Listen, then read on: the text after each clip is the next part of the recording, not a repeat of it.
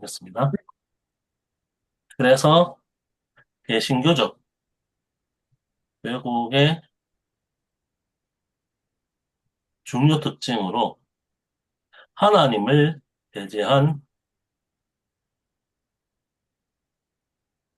하나님이라는 인격체와의 인격체로와의 관계로의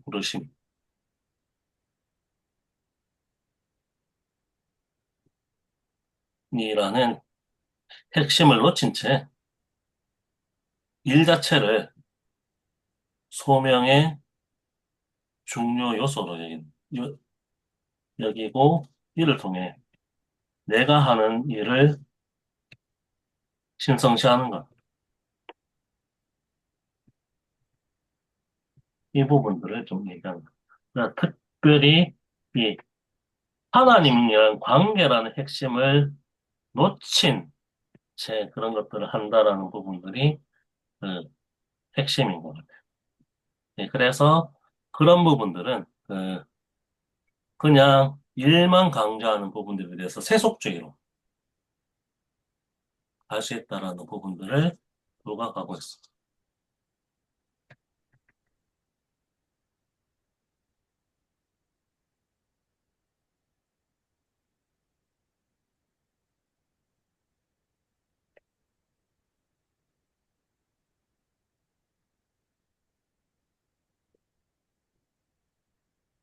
그래서 그 니체 말을 인용을 해서 중요한 얘기죠. 신은 죽었는데 신에 대한 가치관은 그대로 유지하는 모습. 예, 니체는 그걸 냉소적인 의미에서 비판했는데 그런 현상들이 개신교적 왜곡이라는 방향에서 발생하고 있다라는 부분들을 얘기하고 있습니다.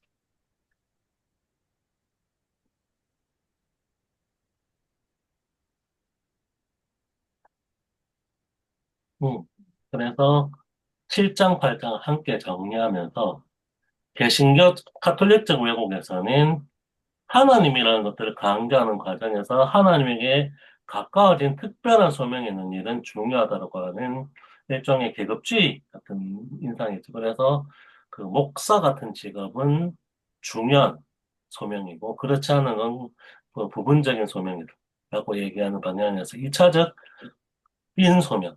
하나님에 대한 헌신이 내 모든 삶에서 결국 내가 하고 있는 일이나 업무에서도 하나님께로 헌신을 해야 되는데 그것을 마치 타락한 일로 바라보는 방식으로 작동하는 것.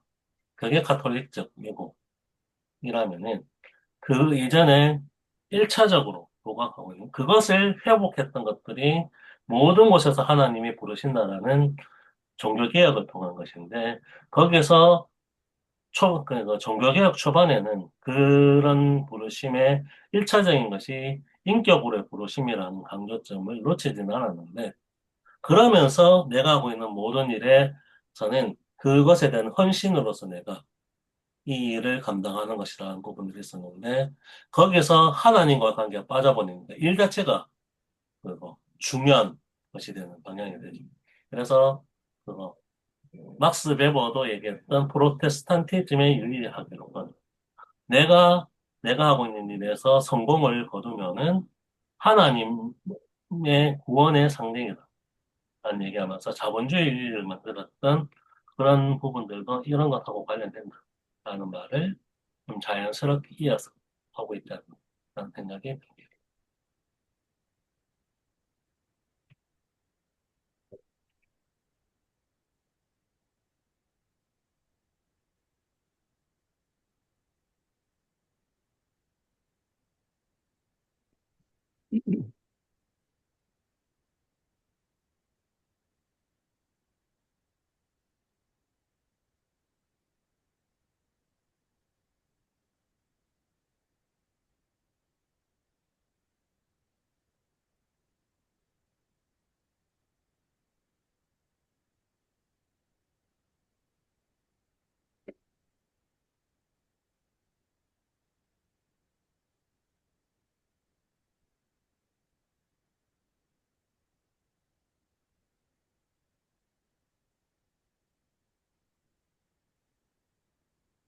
내용이 어렵지는 않은데, 사실 이거는 우리 사회에서 종교를 믿지 않는 사람에게도 많이 일반화가 되었죠. 내가 하는 일에서 최선을 다하죠.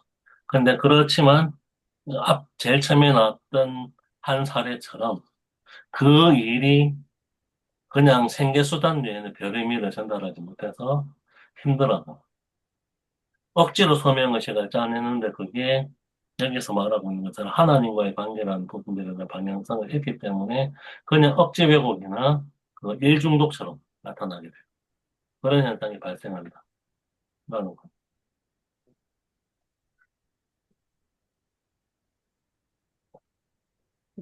저희가 직업의식을 소명의식으로 생각하고, 그렇게 일을 하는 경우가 굉장히 많은 것 같습니다. 그러니까 하나님에 대한 소명이 아니라 일에 대한 소명, 어, 책임감.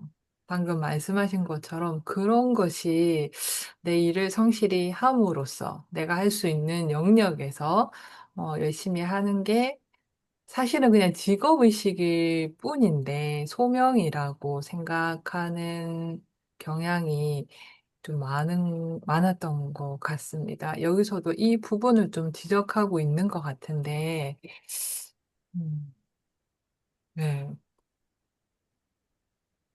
반성하게 되는 것 같기는 합니다. 그것만 잘하면, 나에게 주어진 이 일을 잘하면, 어, 아, 어떤 하느님에 대한 이 종교에 대한 소명도 다 했다라고 사실적으로 표현한다면 퉁친 것 같은 그런 일들이 좀 흔히 일어나고 있는 것 같아요. 사실은 그것만으로도 의미 있는 행위이긴 한데, 내 직업에서 최선을 다해서 그 사람들과의 세상을 좀 더 낫게 만드는 행동이잖아요. 그게 네. 유의미한 행동이긴 한데, 그게 방향성이 그거 실제 소명이라고 할 수 있는 하나님으로부터 출발하는 부분들, 그래서 이탈한 부분들이 분명히 있다는 것 같아요. 그래서 그게 무의미하다는 것은 아닌데, 물론 필요한 일이고 그렇긴 한데, 과연 일차적 소명이라는 하나님과의 관계라는 부분들을 전제로 하느냐라고 할 때는 그게 좀 애매하다라는 것이죠. 그리고 그런 하는 직업의식을 소명으로 대체하면서 성실하게 살아가는 것. 그래서 사회가 나아지는 것들의 것도 결국 그렇게 사람들을 만나게 하는 것들도 그 1차적 출발에서는 그 사람들에 대한 헌신이라는 부분들로 하나님이 자기 백성으로 창조한 사람들이라는 그 1차적 소명이 기초하는 방향에서 나야 되는데 그것없이 일어나게 되면은 어, 오히려 무의미로 결국 전개될 수밖에 없지 않냐라는 지적이 이분의 얘기인 것 같아요. 선생님, 마치 그거 같다는 생각이 들었습니다. 제가 최저임금을 만들어 놨을 때는 최소한 이렇게는 하라라는 어떤 하한선을 만들어 둔 건데, 우리가 그 최저임금을 어떤 기준으로 삼아서 딱 그것만 주잖아요. 그것만 주면 다 해결이 되고 모든 것에서 다 문제가 없는 것으로 최저임금을 지켰다라고 하면서 받는 사람도 주는 사람도 약간 그런 생각이 그게 많든 적든 상관없이 어떠한 여러 가지 것들에 대해서 다 해방되고 해결된 걸로 생각하는 경향이 있는데 이것도 마치 방금 설명해 주신 것도 그러한 것 같습니다. 그러니까 최소한 최저임금처럼 최소한 여기에서 시작하라라는 의미로 받아들이고 행동을 해야 되는데 그것만 함으로써 모든 것을 다 했다라고 내가 할 수 있는 거는 다 했다. 여기까지다라고 생각해 버리는 거하고 같다라는 생각이 지금 좀 드는 것 같습니다. 네.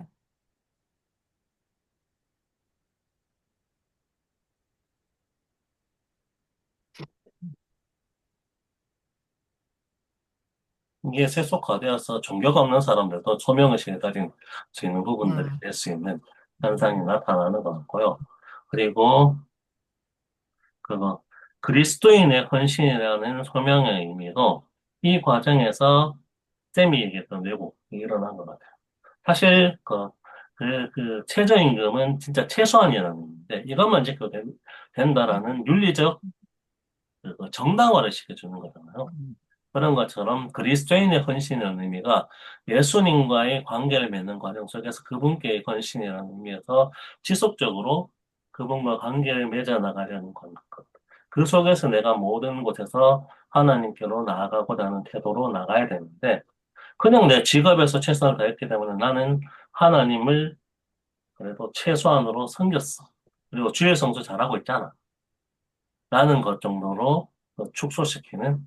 그래서 내 직업 안에서 정말 하나님께 헌신. 그래서 7장에 나왔던 밀보포스의 경우처럼 그냥 단순한 정치인으로서 열심히 사는 것들이 아니라 이 시대의 이 상황에서는 노예제를 폐지하는 것이 나에게 맞는 헌신이다. 라는 것으로 나가는 것들이 필요한데 그게 아니라 그냥 직업 안에서의 소소한 예, 윤리적 의식 정도로만 축소시키는 거냐? 그게 될 가능성이 높다라는 것 같아요.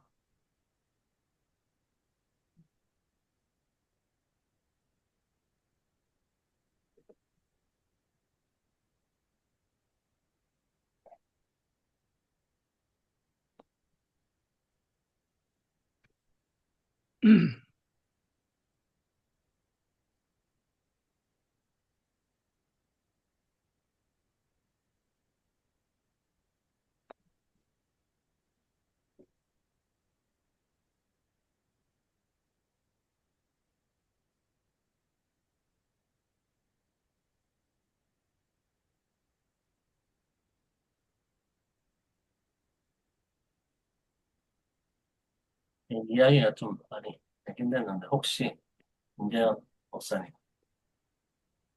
아닙니다. 뭐 두 분 말씀 나누는 거 보니 뭐 충분하다 싶어가지고 네.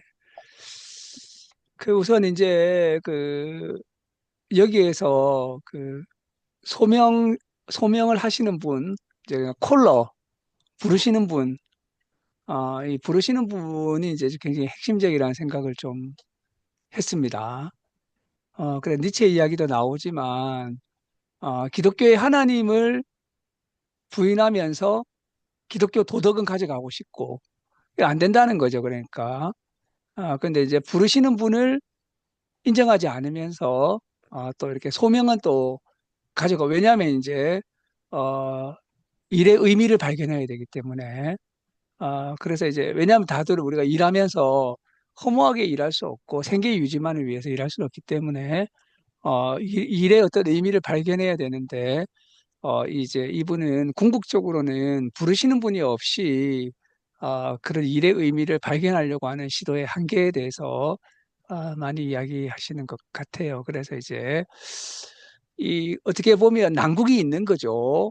어, 그 부르시는 분이 없는 우주에서 어떤 이제 그런 소명이 필요하다라고 하는 소명감과 의미를 가지고 일하고자 하는 이제 가지고 있는 그 난국에 대해서 이야기를 하고 있는 것 같습니다. 제가 좀 흥미롭게 본 거는 칼뱅 이야기인데요. 칼뱅 이야기. 어, 비합법적인 직업들까지도 소명으로 언급한다는 거죠, 칼뱅이. 물론 그래서 이제, 이걸 얘기할 때 예, 약간 조소를 담은 표현이라는 부분들을 전제로 하긴 했지만 예, 예. 이게 저는 굉장히 중요하다고 생각이 되는데, 칼뱅이 입장에서는 율락업자도 장사를 열심히 해야 되는 거예요. 그리고 이제 도둑들도 담대하게 훔쳐야지 이 도둑으로서의 자신의 소명을 다 쫓는다고까지 말하게 되는데, 이게 이제 좀 절치돼서 인용이 돼서 이게 무슨 말인지 사실 이렇게 잘 모르겠는데 어, 정말 이렇게 주장했을까요? 이렇게 극단적으로. 네. 그러면 이제 깽단의 일을 열심히 하는 것이 자신의 소명을 이렇게 이제 따르는 거. 범죄자들은 범죄를 열심히 하는 것이 자신의 소명을 쫓는 것이고 이게 이제 풍자이긴 하지만 정말 이렇게 말했을까라고 하는 의문이 좀 들더라고요. 네. 예, 그 인용의 그 예, 물론 이분도 그게 풍자라는 맥락에서 사용됐다는 것을 얘기하긴 했지만 네, 조금 설명이 좀 그러니까 설명하면 이야기가 좀 많이 길어지죠. 그래서 아마 네, 자세한 설명을 하지 않았던 것 같긴 한데, 네. 음, 그러니까 이제 도둑이라든지 윤락업자라는 이제 직업이 있으면, 일이 있으면 그 자체를 칼뱅이 소명과 동일시했다라고 하는 그런 이제 그 반불고를 열어줬다라고 하는 이제 그런 이야기를 하고 있는 것 같아요. 소명과 일을 동일시하는 그런 이제 입장이었던. 근데 그보다는 칼뱅이의 예정론과 더불어서 뭔가 좀 더 심오한 소명의 의미를 말해주는 것이 예, 아마 아닐까라는 이제 또 맥락은 생각도 들게 되네. 그렇겠죠. 예, 인간이 예, 예. 항상 아무 무의미 없이 사는 것처럼 보이지만 어떤 목적의식이 분명히 존재한다.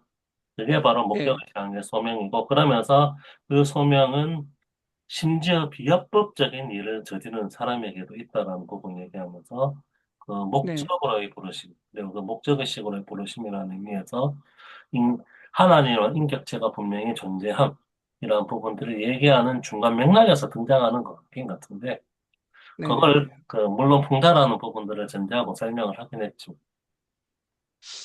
그냥 가져오면 그래서 왜곡일 수 있긴 예, 한데, 이것도. 그 우리가 하나님의 부르심을 너무 좀 이렇게 단순하게 생각하게 될 수 있지도 않을까? 하나님이 늘 좋은 일로만 부르시고 위대한 일로만 부르시고 거룩한 일로만 부르시고 과연 이제 하나님의 부르심은 그런 것이기만 할까? 말도 안 되는 걸로 느낄 수 있겠지만 뭐 이런 식의 부르심, 바로는 바로로 부르심을 받았다든지, 예를 들어 히틀러는 히틀러로 부르심을 받았다. 이런 식의까지 이제, 칼뱅이 사고를 하는 것일까? 이런 생각을 들면서, 과연 부름이라고 하는 것은 도대체 어떤 것일까? 왜냐하면 하나님의 부르심이라고 하는 것은, 우리 인간의 어떤 이제 사고방식으로는, 이렇게 다 이해할 수 없는 어떤 뜻을 가진 부르심일 수 있다는 거죠. 그래서 이제, 그래 이제 이런 뭐 많은 이야기가 있을 수 있는데, 이분은 이제, 칼뱅은 그냥 이제 그 직업하고 일하고 그 소명을 동일시하는 이제 그런 이제 물꼬를 틈분으로 이렇게, 보는 것이 아닌가 이런 생각을 좀 한번 하면서 여기에 조금 이렇게 관심이 가게 되더라고요. 네. 네, 그럼 이 지금 칼뱅이 얘기했던 이런 사례들, 이 맥락을 통해서 보면 그래서 노동의 신성화가 된 거 아닐까라는 생각도 좀 들거든요. 그러니까 음, 뭐, 예, 노동이 신성하다라고 우리가 얘기를 많이 하는데, 그렇다면 칼뱅이 말한 것처럼 도둑도 자기의 직업을 열심히 해야 되는 거고, 예, 그런, 약간 그 생각이 좀 들어서, 이게 노동이 약간, 노동을 지금 기독교에서는 어떤 의미로 보는 건가요? 그러니까 음, 노동의 신성함이라는 게, 어디서 비롯된 건지 제가 정확히 잘 모르겠다는 생각이 좀 들기도 해서, 그냥 단순히, 그냥 생활인으로 생각했을 때는 신성할 수 있는 것 같아요. 생활인의 관점으로는. 예. 내가 열심히 일하고, 내가 생활하기 위해 모든 일을 한다라는 거는 그 노동의 가치가 의미가 있는 일이고, 노동의 가치가 없다라는 게 아닌, 그건 분명한 전제를 두는데, 이 노동의 신성함이라고 표현한 것이, 어찌 보면 이 종교적으로 저런 맥락에서 비롯되어서 자본가들에 의해서 약간 더, 미화되고, 이렇게 만들어진 거 아닌가? 기독교가 뭐라고 해야 되지? 우리 오늘 봤던 거에서도 개신교적 왜곡과 가톨릭적 외교가 달라지면서 개신교가 소명을 약간 직업의식 비슷한 일을 열심히 하면 된다라는 개념으로 발전하면서 노동의 신성이라는 것이 유래되었나라는 생각도 좀 들어서 노동의 신성이 이러한 것에서 좀 발전했다고 볼 수도 있는 건가요? 종교적인 관점에서?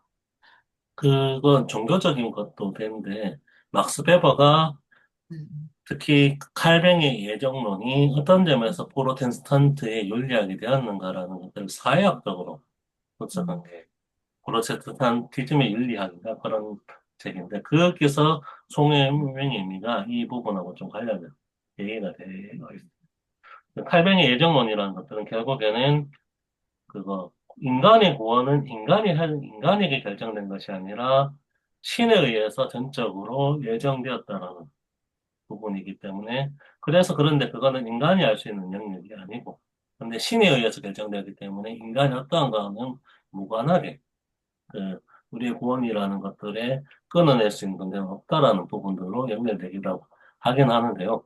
그런 예정론이라는 부분들이 부각이 되면서 그런데 그 칼뱅은 또한 동시에 이거 여기서 나온 일이라는 부분들을 하나님 물론 이분의 말씀처럼 그 칼뱅의 맥락 안에서는 1차적 부르심의 전제로 2차적 소명이라는 것들, 하나님께 헌신으로 자연스럽게 이어진다는 것들은 놓치지는 않았지만, 그 직업이 우리가 하나님께 헌신의 소명과 연관되는 부분들이 일어나면서, 인간은, 그런데 구원에 대한 관심이 계속 있는 상황에서는, 이제 분열증에 빠질 수밖에 없죠. 나는 구원받고 싶은데 이걸 어떻게 증명해야 돼? 근데 이거는 나의 영역에서 구원되는 것들이 아니라 신에 의해서 구원되는 것이기 때문에 인간은 그 구원을 계속 증명하고자 하는 노력들을 하게 됩니다.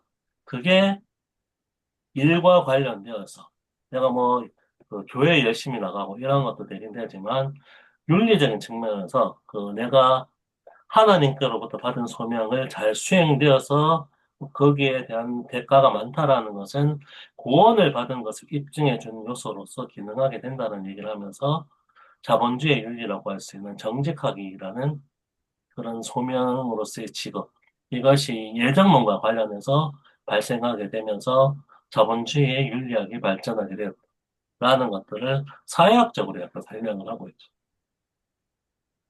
예, 그 이제 도미쌤 말씀에 받아가지고, 그러니까 종교개혁이 등장하기 전에는 노동은 신성하지 않았죠. 그러니까.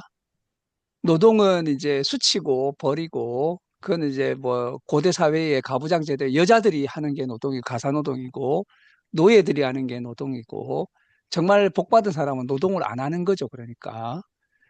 성경에서도 이제 타락 이후에 이 벌로서의 노동이 주어지게 되거든요. 근데 말씀하신 것처럼 오늘날 우리가 노동의 신성함을 말하게 된 것은 그 막스 베버가 개신교 윤리와 자본주의 정신에서 보여준 것처럼 이 개신교의 역할이 큰 거죠. 제일 가장 기본적으로 루터의 직업 소명설이고 그리고 칼뱅의 예정론이 세속 금욕주의를 만들면서 우리가 이렇게 이제 그러나 이제 그 뒤에 이것은 세속화돼 버리는 거죠. 그래서 이제 여기서 우리 이 오스키니스도 말하는 것처럼 종교적 핵심은 쏙 빠져버리고 이렇게 이제 그 세속적인 어떤 의미에서의 뭐 행동이나 요구만 남는 거죠. 이제 이렇게 종교가 세속화됐다는 걸 보여주는 게 여기는 콜리지의 말입니다. 공장을 세우는 것은 성전을 세우는 것이고 공장에 일하는 것은 예배하는 것이고 포드도 일은 세상을 구원한다고 이제 종교적인 이야기를 하고 있는 거죠. 그래서 종래의 성전, 뭐 예배, 구원 이런 것들은 종교와 관련된 것이었는데 이것이 이제 어떻게 보면 좀 세속화돼 가지고 여전히 남아 있는 거죠. 그런데 이제 오늘 현대인들은 종교적 뿌리가 빠져버리게 되니까 남아 있는 거는 노동이 신성하다든지 뭐 일을 해야 된다든지 일하는 것이 좋다든지 이런 식의 이제 의식만 남아 있는 거죠. 그래서 이제 그렇게 된 것에 어떤 이제 뭐라고 할까요?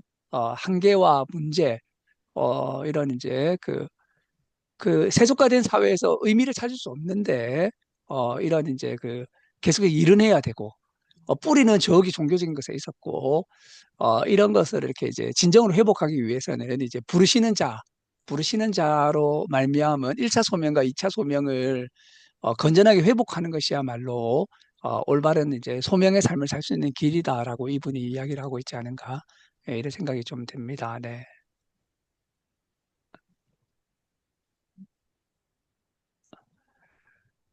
이야기 좀 너무 길었죠, 선생님. 네. 거의 얘기 나올 만한 것들은 거의 다 나오지 않았을 음, 겁니다. 이 내용 자체는 지난번 내용에서 좀 이어지는 부분도 있어서 그런 것들이 좀 있는 것 같습니다. 네. 그럼 잠깐 쉬었다가 11시에 보면 되지 않을까요? 네, 그렇게 하죠. 네네. 예. 네.